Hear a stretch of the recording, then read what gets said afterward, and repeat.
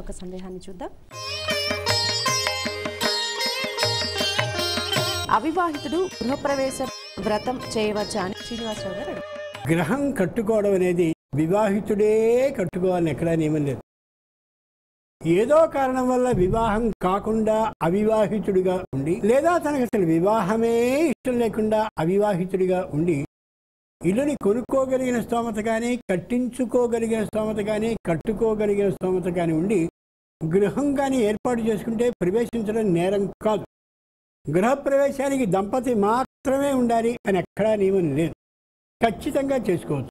అలాగే మనం సత్యనారాయణ వ్రతం చేసుకుంటాం. అక్కడ దానికి ఏ విధమైనటువంటి నియమాలు లేవు. చిన్నపిల్లలు చేసుకోవచ్చు, వివాహం కానటువంటి ఆడపిల్లలు. వివాహమై సంతానవతులైనటువంటి వాళ్ళు సరే అలాగా చేసుకోవచ్చు. దురదృష్టవశాత్తు భర్తని కోల్పోయినటువంటి ఆ స్త్రీలు కూడా చేసుకోవచ్చు. భార్యని కోల్పోయినటువంటి వ్యక్తులు కూడా చేసుకోవచ్చు. ఎవరైనా సరే దాన్ని చేసుకోవచ్చు. ఏ విధమైనటువంటి విధానము లేదు. ప్రత్యేకంగా భార్యతో కలిపి చేసుకునేటటువంటి లక్షవర్తుల వ్రతం ఒకటి ఉంది. అటువంటికి మాత్రం వాటికి మాత్రం భార్య ఉండాలి. భార్య లేకుండా చేసుకునేటటువంటి వ్రతాలు ఏవైతే ఉన్నాయో అన్ని వ్రతాలని ఆ వివాహితులు చేసుకుని తీరచ్చు.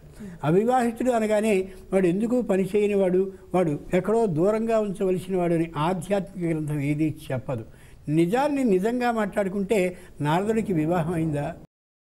మరి ఆయన అవివాహితుడే కదా. ఆయన సర్వలోకాలు తిరుగుతూ అందరికీ ఉపదేశిస్తున్నాడా లేదా?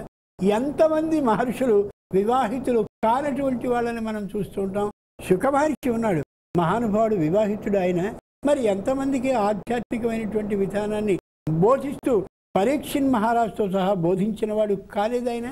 అంచేత వివాహం అనేటటువంటిది మాత్రమే ఓ గృహప్రవేశానికి కానీ, వివాహం అనేది మాత్రమే ఓ వ్రతం చేసుకోవడానికి కానీ ఖచ్చితమైనటువంటి ప్రమాణం అని అనడానికి వీలేదు. ఇంకో విశేషం ఏంటంటే, రామచంద్రుడంతటి వాడు భార్య తన పక్కనే ఉన్నప్పటికీ కూడా షట్యాస్తౌచ వర్షాణి దండకారణ్యమాశ్రిత క్షీర అజిన జటాధారి రామో భవతు తాపసః. భార్య పక్కన ఉన్నప్పటికీ కూడా బ్రహ్మచర్య వ్రతంతోనే ఉండి అవివాహితునిలాగానే ఉండేటటువంటి రాముడు కూడా వ్రతాలని చేశాడు. స్వయంగా భార్యతో కలిసి ఉన్నాడు, హోమాలని చేశాడు. ఎందుకు చేశాడు? కారణం ఇది. అంచేత వివాహితుడు మాత్రమే గృహప్రవేశాన్ని, వివాహితుడు మాత్రమే వ్రతాన్ని చేయాలని ఎక్కడా నియమం లేదు. భార్యతో మాత్రమే ఉండి చేయవలసినటువంటివి ఏవైతే ఉన్నాయో అవి మాత్రం చేయరాదన్నారు తప్ప మిగిలినవన్నీ చక్కగా చేసుకోవచ్చు. ఏ విధమైన నిషేధం